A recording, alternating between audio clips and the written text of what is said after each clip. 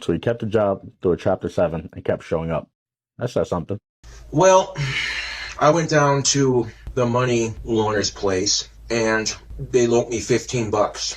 He recently went through a bankruptcy. Now he's trying to finance a Tesla. So the first thing his credit did after getting out was to try to get right back in. Chris, customer outside. He wants that 18 Tesla Model 3 that we have listed for 18.9. Now, there's a situation. Cash flow is looking good, but there's Chapter 7. Discharged? Yeah, actually about 18 months ago. Well, that's not 2 years. I know, but he's rebuilt since though. He has a 562 score and 3,500 to put down. The only thing, he needs to be under $400 a month. What's the income looking like? So it's W-2, $64K a year, and the same employment for 2 years, even through the bankruptcy. He's far enough past the bankruptcy to apply again, just not far enough past it for the lender to forget. The money down helps, but the credit score makes sure it doesn't help too much. So a Tesla might still be possible, but the payment will probably arrive fully loaded. So he kept the job through a Chapter 7 and kept showing up. That says something. Let me pull the credit real quick. So bankruptcy is there. Looks like it was discharged around January of 2025. Everything's been positive since the bankruptcy. I don't see anything negative that happened since then. It looks like he has 2 new accounts that have both been current. That's a good sign. At least that means he's trying. So what can we do? So I have some lenders that will work with him as long as his income is verifiable and his down payment is solid. $3,500 does get us there. Continuing to work during a bankruptcy is being treated like a major accomplishment. I thought that was just how having a job worked. Opening 2 new credit accounts was considered another good sign. So the recovery is now being measured by how quickly he can start borrowing again. The bankruptcy cleared out the old accounts. He's working hard on replacing them. So it looks like I can get him approved at a 72-month term. Payment's going to be roughly $371 a month. But the rate's going to be ugly. You're not going to love that. He filed Chapter 7. The rate, it is what it is. But if he continues to make roughly around 12 on-time payments, he can always refinance, and the possibility of the rate getting better can happen. Go tell him that. At least he is under $400 a month, so. He's definitely under. It's $371 a month. You could definitely, go close it. All right, done. I'm going to go do it. When you close it, make sure he doesn't miss a single payment. They got the payment right where he wants it. Once the payment sounds affordable, the interest rate doesn't matter. After 12 on-time payments, he may be able to refinance. So he gets the expensive loan now, and the cheaper one depends on everything going right later. He has a smart card. He was offered 6,188 for it. He wants more than that. It's in Kelley Blue Book? Yes. But he kind of tried to argue with me and tell me that's not what they offered. They offered about 8. He's like, I took a screenshot. I was like, okay, can you send it? He's like, well, we didn't have it. He owes 14 on the smart card. He owes 14? Yeah. I don't know much about smart cards, but that sounds like a lot. Exactly. He owes $14,000 on a smart car. That's a lot of money for something named after the opposite of the situation. The name says smart. The financing says otherwise.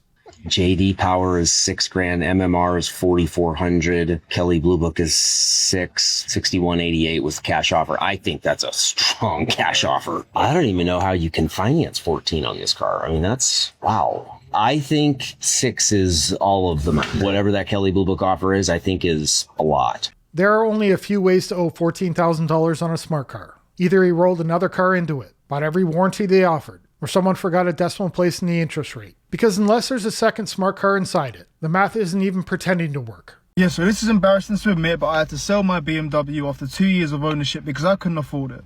I fell into the trap of financing a very nice car at a young age just to look cool. And without sounding like a loner, it was cool having people look at me. It was cool having people stare at me when I drove past, whether that was in a good or a bad way. And for the longest time, that's all I cared about was just looking cool. He bought the BMW for the reaction. The reaction was mostly people continuing on with their day. Nobody knew what it cost. Nobody cared what the payment was. Most of them probably didn't even know it was a BMW. Or having aura or just feeding my ego. But to be honest, I forgot about everything that money could have gone towards. It could have gone towards a business. It could have gone towards any investment, crypto, dropshipping, anything. So I've now finally come to my senses and have sold the thing. I think it's being picked up next week. So yeah, 1 step back, 2 steps forward. He finally realized the BMW was a terrible use of his money. That sounds obvious now. It probably sounded less obvious from the driver's seat. The car made sense until he looked at what it was actually costing him. After that, it's just an expensive car with an even more expensive payment. And a very nice way to stay broke. I made the video talking about the top ways to stay broke. I'm a finance manager and I see repos all the time and I look at bank statements. So go watch that other video. But the number one thing, the absolute number one thing, and I thought about it long and hard last night because it's kind of a mix-up.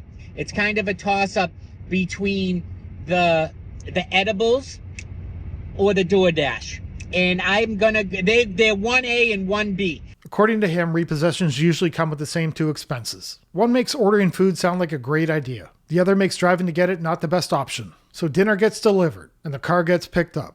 If every single repo always got a vape in there with the medical, with the dispensary stuff. Every single one. Legitimately, I don't remember the last time.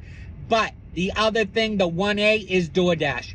1,000%. You want to stay broke, do DoorDash. Do it or use it. Every single repo has a DoorDash delivery bag in there. You're not going to make money doing DoorDash. You're not. And I can break that down for you so many other ways, but I'm going to say it to you the most logical way ever. He says DoorDash can keep you broke whether you're ordering it or delivering it. One side charges you too much for dinner. The other pays you to wear out your own car. So either the food is expensive or the job is. And DoorDash makes money either way. I am not the smartest man in the world, but I pay attention to what the smartest people in the world do. Banks and insurance companies, right? They have more money than us. They want nothing to do with people that do DoorDash for a living, because it's a business and they don't take care of the car. You don't take into consideration all the costs. DoorDash by far is the number one thing you can do to stay broke, or use it. Doing a few deliveries on the side can bring in extra money.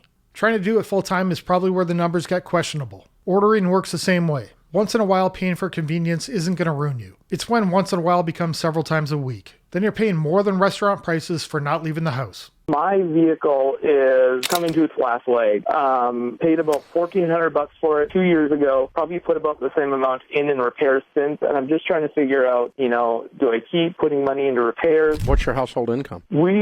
Salary, we're about 100, but I work a lot of extra. I'm a designer and I work a lot of extra projects, and that's kind of what we've been doing to pay off debt. Cool. So what's your household income? Last year was 140. Good for you. Way to go. And you paid off $38,000 in how fast? No, we paid off $70,000 in 27 months. He makes great money. The question is how much he should keep putting into a cheap car. That's not really about whether he can afford something better. He clearly can. It's about whether the car is still helping him make progress, or whether it's starting to get in the way. Oh, 70. We have okay. 38 left. 38 left. Way to go. Most of the time, if you have a $1,400 car, you don't want to spend another $1,400 on it because it doesn't make it worth a dime more when you finish. Right. No, I was just thinking, kind of keeping it alive. Yeah, I know. I mean, keeping it alive a couple $100s at a time is better. Right. Is better than a car payment, and you're just limping along. But if you come up and you got $1,000 repair on a $1,400 car, that means that car's done.